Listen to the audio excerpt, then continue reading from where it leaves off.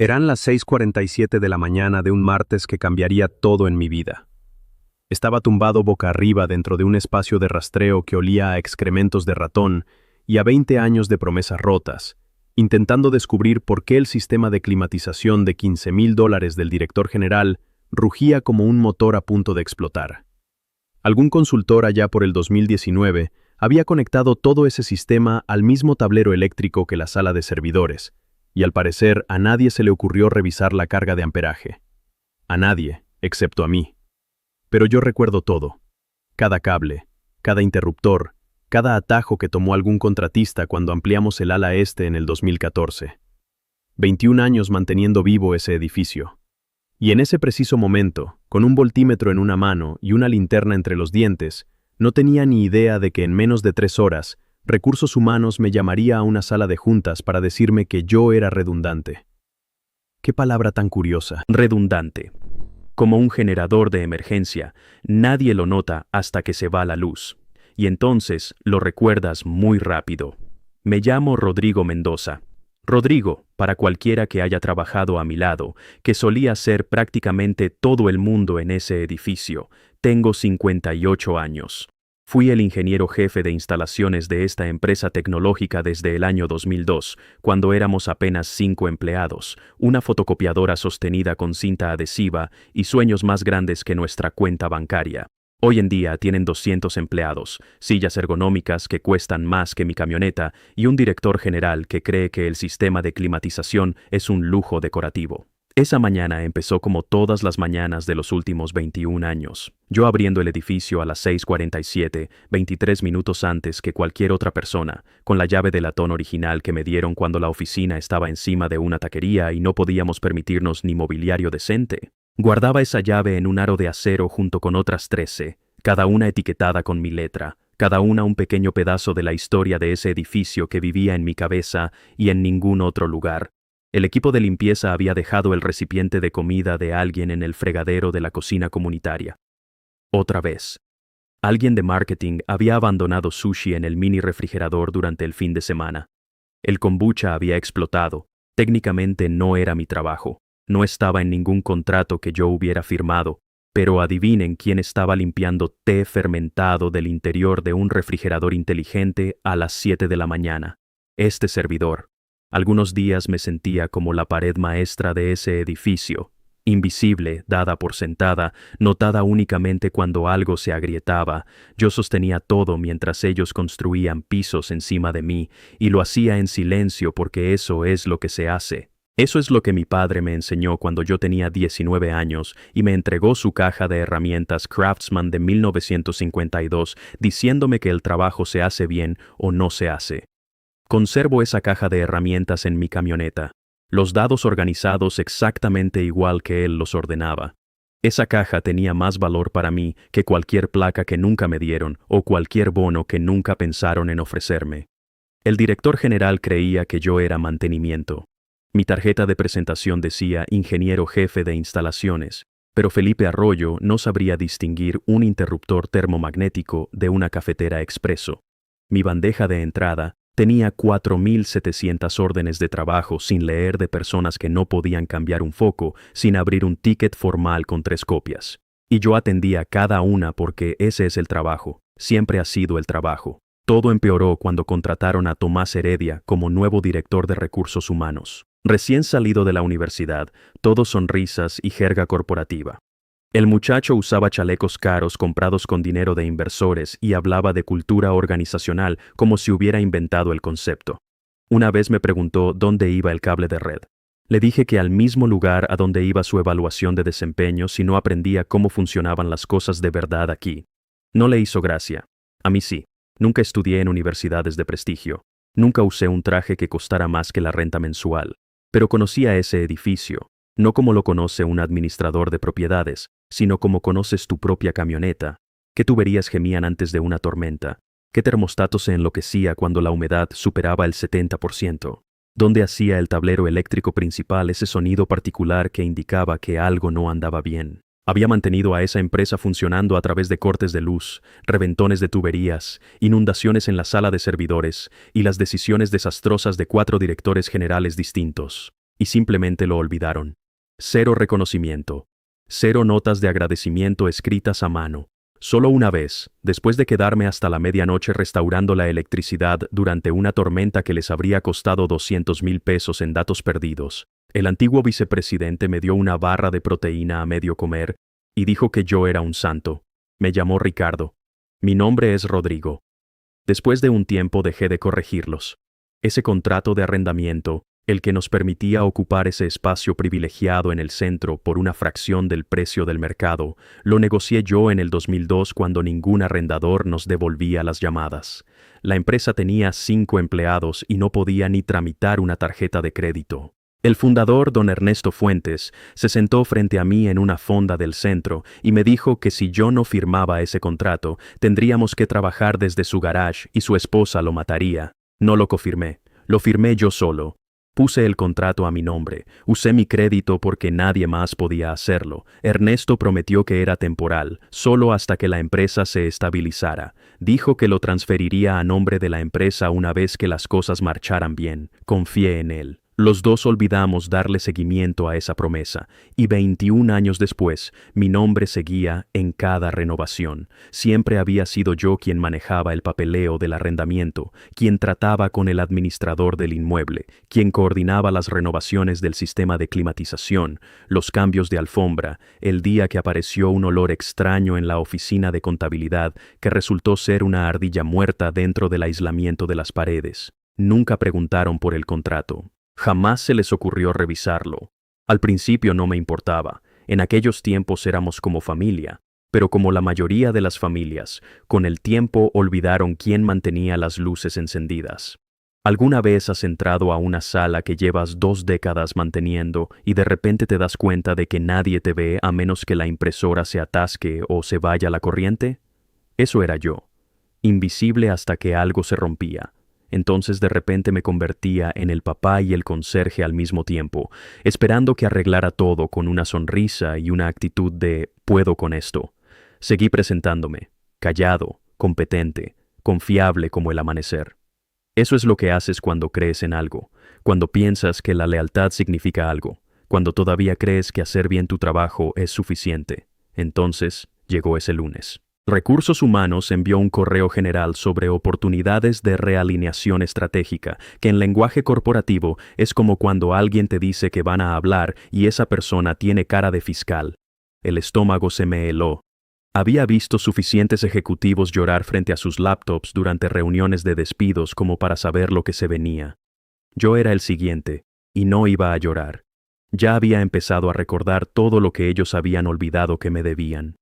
La invitación a la reunión llegó a las 4:58 de la tarde, justo cuando estaba cambiando un balasto quemado en la sala de conferencias. El asunto decía simplemente sincronización rápida con RRUHH, sin contexto, sin advertencia, solo un evento en el calendario lanzado a mi día como una piedra en un estanque. Me presenté a la mañana siguiente a las 9 en punto, usando mi camisa de trabajo de mezclilla con el logo de la empresa que llevaba usando desde el 2004 y mis botas de trabajo perfectamente boleadas. Esas botas habían visto 4 directores generales, un conato de incendio en la bodega y una celebración de baby shower que terminó en divorcio muy complicado. Eran mi armadura. Tomás de Recursos Humanos ya estaba sentado en la sala de juntas B, sonriendo como consejero escolar a punto de reprobar a un alumno. A su lado, algún tipo del departamento legal que yo nunca había visto. Cabello engominado, zapatos caros y una carpeta que acariciaba nerviosamente como si contuviera los códigos nucleares. Rodrigo, gracias por venir, dijo Tomás con tono entusiasta. Queremos tener una conversación sobre reestructuración. Esa palabra, reestructuración. La había escuchado antes, había acompañado a otros durante ese proceso, había cubierto sus turnos después. Conocía el libreto de memoria. Primero la sonrisa, luego la carpeta, luego la disculpa que no es realmente una disculpa. Vamos en una nueva dirección, dijo Tomás, modernizando operaciones. Lo miré fijamente. Esa dirección no va a incluirme a mí, ¿verdad? Silencio. Entonces el abogado deslizó la carpeta por la mesa. Adentro, un paquete genérico de liquidación con más condiciones que un contrato de renta. 3 meses de salario, cláusula de confidencialidad, seguro médico hasta fin de trimestre. Muy generoso de su parte. La carta ni siquiera tenía bien escrito mi nombre. Me llamaban Rodrigo J. Mendoza, 21 años, y no pudieron escribir bien el nombre del que firmó el contrato de arrendamiento. Le pediremos tu credencial y las llaves hoy, agregó el abogado con tono monocorde. También cualquier propiedad de la empresa que tengas en tu poder. Respiré profundo. Metí la mano en mi bolsa. Puse la credencial sobre la mesa como quien deja una ficha de póker. Ya había terminado de jugar. Luego las llaves. Las 14, etiquetadas con mi letra desde el 2004, cuando me quedé hasta tarde para cambiar toda la cerradura del edificio, porque el sistema antiguo era un problema de seguridad que nadie más se había molestado en resolver. ¿Están seguros?, pregunté, con los ojos clavados en Tomás. Parpadeó. ¿Están seguros de que quieren estas llaves? Las sostuve en el aire. Última oportunidad para pensarlo bien. Tomás me puso la cara de recursos humanos. Comprensiva. Profesional. Falsa como billete de 3 pesos. No es algo personal, Rodrigo. Claro que no. Me puse de pie, abotoné mi camisa y recogí esa triste carpeta de liquidación.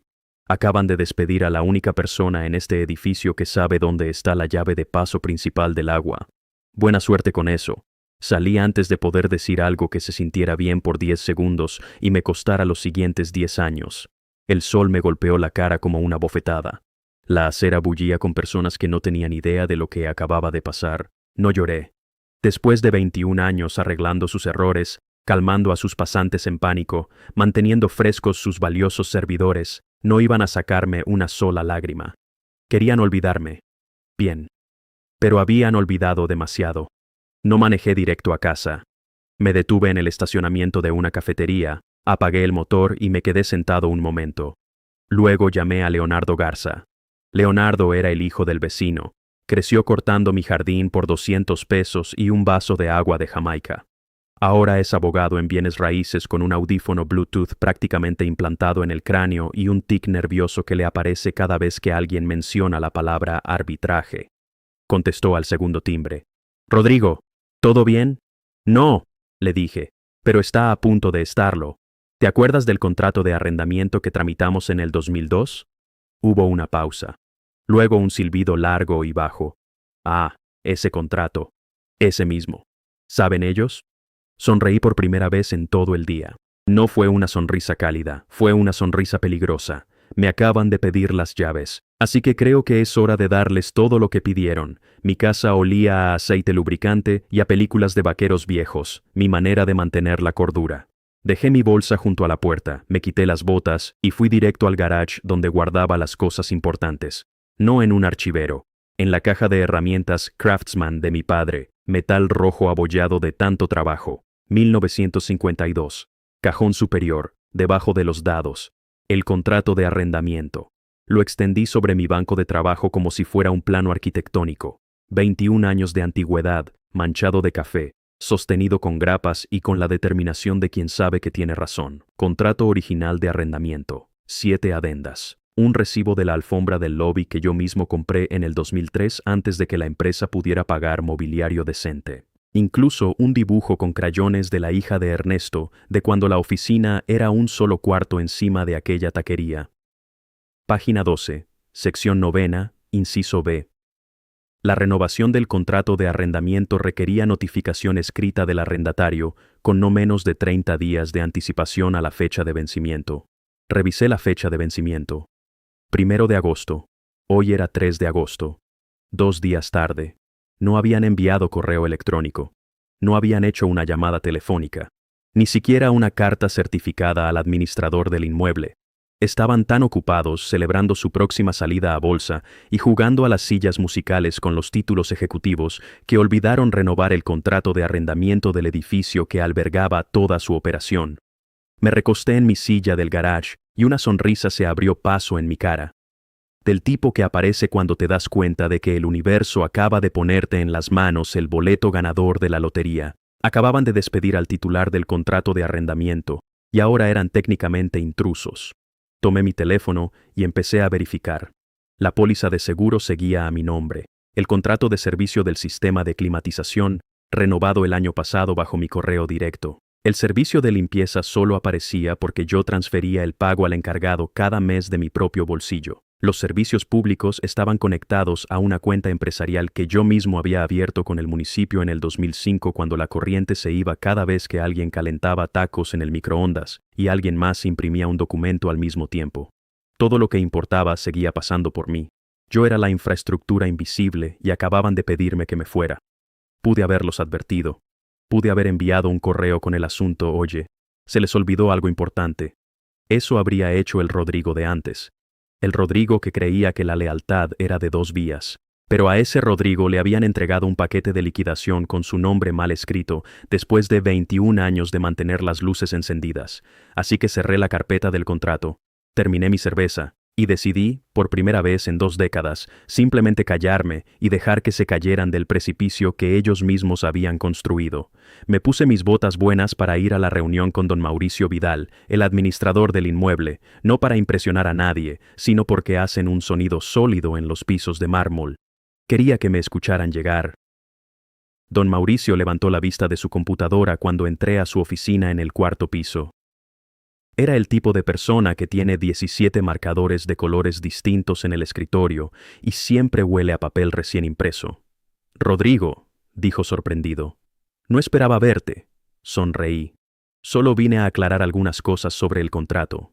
Saqué mi carpeta y le entregué la documentación. Contrato original, las 7 adendas. Todo impecable, incluyendo ese dibujo con crayones de la reunión de renovación del 2009.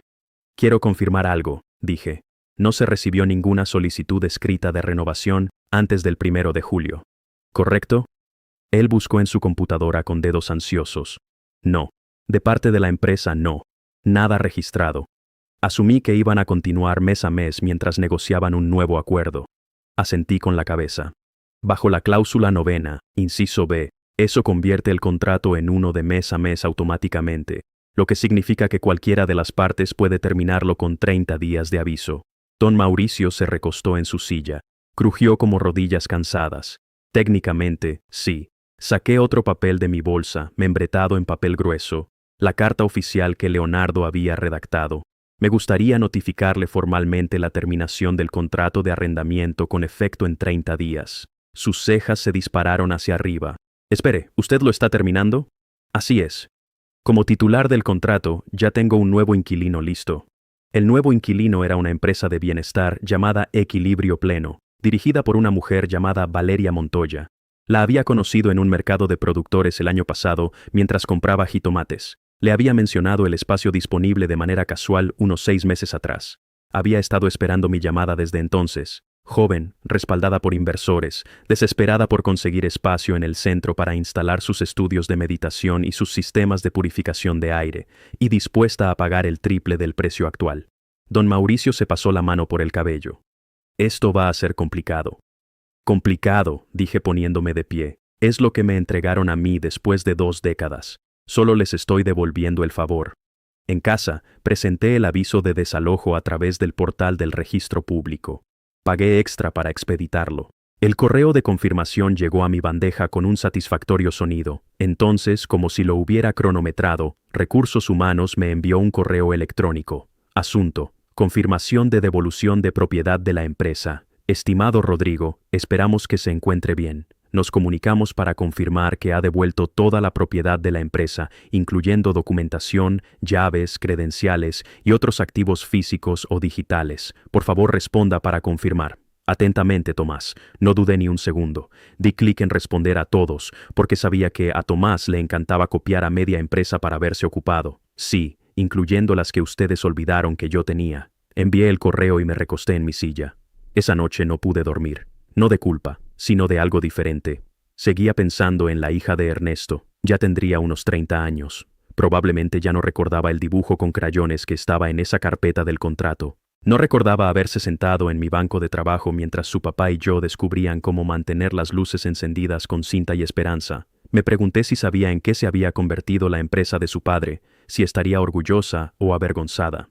Luego recordé algo que mi viejo solía decir cuando me enseñaba a cablear un tablero eléctrico. Rodrigo, haces el trabajo bien porque eso es lo que eres. No por quien te está viendo. No les estaba haciendo esto a ellos. Me lo estaba haciendo por el hombre que fui, el que creyó que presentarse y hacerlo bien sería suficiente. el que merecía algo mejor que un nombre mal escrito y un cheque de liquidación que no alcanzaba ni para cubrir 3 meses de mantener ese edificio vivo. Se lo debía a ese hombre. La culpa desapareció. El sueño llegó fácilmente después de eso. 2 mañanas después, estaba en mi garage con una taza de café negro y el sobre certificado en la otra mano. Sobre grueso, firma de acuse de recibo, sello del juzgado. Demandante, Rodrigo Mendoza. Demandado, empresa ocupante, suites 201 a 221. Asunto, aviso de terminación y solicitud de desalojo de inmueble. Mi nombre en negritas en la parte superior, bien escrito. Al otro lado de la ciudad, el mismo sobre llegó a recepción alrededor de las 9:15 de la mañana. El administrador lo había enviado con entrega prioritaria y había enviado copia en PDF por correo electrónico por si las dudas. Procedimiento estándar, aviso de 30 días. El inquilino no renovó. Nueva ocupación programada. Desalojar o responder por vías legales. El problema era que la recepcionista de ese día era una chica de agencia temporal. Su gafete decía Amber. Probablemente creyó que era publicidad y lo tiró al reciclaje entre barras de proteína vencidas y una plastificadora descompuesta. Mientras tanto, en el piso ejecutivo, el equipo de liderazgo estaba ocupado admirando sus propios reflejos. Conversaciones sobre la salida a bolsa, refrescos de imagen. Alguien estaba dando una presentación sobre disrumpir verticales, lo que sea que eso signifique, demasiado ocupados disrumpiendo industrias que no entendían para notar que habían olvidado renovar el contrato de arrendamiento del edificio que albergaba toda su operación. A exactamente las 8:03 del lunes siguiente, Tomás entró al edificio como conferencista motivacional, llegando tarde a su propio seminario, café con leche de avena en mano. Chaleco caro perfectamente abrochado como armadura contra la responsabilidad. Para las 8:08 estaba parado frente a la oficina de Felipe, con la mandíbula desencajada como puerta sin bisagras. Aviso de desalojo color naranja fluorescente, laminado, atado con precintos a la manija de la puerta. Aviso de desocupación del inmueble. Incumplimiento de términos del contrato de arrendamiento. 72 horas. Tomás sacó su teléfono con dedos temblorosos. Intentó despegar el aviso, pero estaba firme como sentencia judicial. Para las 8:30 llegó Felipe, sin afeitar, auricular Bluetooth en una oreja. Probablemente creyó que iba a ser otro día de esos donde todo va de maravilla. En cambio encontró a Tomás dando vueltas en círculos, al equipo de marketing mirando con curiosidad y un documento legal atado a su puerta como señal de game over. Lo arrancó, lo leyó, parpadeó, lo leyó de nuevo. Para las 9:02 sonó su teléfono. Don Mauricio Vidal, el administrador del inmueble. Señor Arroyo, esto es para confirmar el cumplimiento de la terminación del contrato de arrendamiento. Los notificamos vía correo certificado y correo electrónico hace más de 2 semanas. No recibimos respuesta. ¿Cómo? Nunca recibimos nada. El aviso fue enviado a su dirección comercial registrada, entregado y con acuse de recibo firmado. Asumimos que su silencio era intencional. Para las 10:20, alguien finalmente descubrió quién era el demandante. Tomás abrió su laptop, sacó los documentos escaneados del juzgado. Ahí estaba, claro como el agua. Demandante, Rodrigo Mendoza. Espera. ¿Rodrigo? ¿Nuestro Rodrigo? Walter Cisneros, de Instalaciones Generales, uno de los buenos, asintió desde la puerta de la cocina. Les dije que algo raro estaba pasando. La llamada llegó a las 7:42 de la noche. Yo estaba organizando los dados en la caja de herramientas de mi papá porque un hombre necesita orden en algún lugar de este mundo. La pantalla se iluminó con un nombre que no había visto desde la posada de fin de año donde no recordaron el mío. Arroyo Felipe, director general. Lo dejé timbrar 2 veces. 3. Contesté al cuarto. Buenas noches, habla Mendoza. No perdió el tiempo. ¿Qué diablos está pasando? No puedes hacer esto. ¿Tienes idea de lo que esto significa? La junta directiva está fuera de sí. Tenemos prensa en la puerta. Nuestros inversores... Lo corté. Felipe, permíteme detenerte ahí. Tú puedes hacer exactamente lo que hice. Lee el contrato. Eres tú quien está terminando con una empresa entera. ¿Sabes lo que eso significa? Nos tomaste por sorpresa, dijo finalmente. Número, respondí a que me tomaran por sorpresa. La diferencia es que yo llegué preparado. Silencio pesado del otro lado de la línea. Respiración agitada. Esto no solo recae sobre ti. La junta va a... Harán lo que siempre hacen. dije. Protegerse a sí mismos. Quizás te usen de escudo si tienen suficiente hambre. Pero no me van a llamar a mí porque yo tengo los documentos y Valeria Montoya ya transfirió los primeros 2 meses de renta. Eso lo silenció. Solo para aclarar, continué, yo no les vendí. Simplemente dejé de cargarlos sobre mi espalda. La línea se quedó en silencio. Luego se cortó. El viernes por la mañana, la empresa estaba en pánico total, lanzando dinero a cada arrendador comercial en un radio de 10 kilómetros. Demasiado tarde, demasiado poco. El lunes siguiente llegó como piano cayendo de un 5º piso. Ahí en la calle, estaban empujando sillas ergonómicas y máquinas de café a medias llenas hacia una camioneta de mudanzas rentada con una luz trasera fundida. Tomás traía lentes de sol del tamaño de platos. Alguien había pegado papel de impresora a la camioneta. Reubicación estratégica. Luego llegó el momento. Felipe, sudoroso, completamente deshecho, explotó. Una silla plegable salió de sus manos y golpeó el costado de la camioneta con un estruendo hueco. Alguien grabó el video en segundos. 3 horas después había llegado a todos los blogs tecnológicos de la región. Pasé en mi camioneta a las 3:47 de la tarde. No a regodearme, sino a ver el final. La camioneta se alejaba con su luz trasera fundida todavía. El edificio estaba vacío por primera vez desde el 2002. A través de las puertas de vidrio pude ver al equipo de Valeria midiendo para sus estudios. Ella me saludó desde el lobby. Bajé la ventanilla. Es tuyo, le dije. Aquí construiste algo sólido, Rodrigo. Lo vamos a honrar. Asentí. No necesitaba que nadie lo honrara. Solo necesitaba que recordaran que los cimientos importan, que las personas que saben dónde corren las tuberías y los cables no son piezas intercambiables. Manejé a casa por el camino largo, pasando por la fonda donde Ernesto y yo firmamos ese primer contrato 23 años atrás. Ahora es una cadena de café. Todo cambia, todo menos la lección que aprendí demasiado tarde. La lealtad sin reciprocidad es solo trabajo gratis con una sonrisa. Walter me llamó 2 días después. Dijo que había renunciado, que no podía seguir trabajando para gente que desechaba 20 años de vida de una persona con una carta mal escrita. ¿Y tú qué vas a hacer ahora?, preguntó. Miré la caja de herramientas de mi padre, miré el teléfono que no había dejado de sonar con llamadas de otros administradores de edificios que habían escuchado lo que pasó y querían a alguien que supiera de verdad lo que era una pared maestra. Lo mismo de siempre, dije, solo que ahora para personas que recuerdan decir gracias.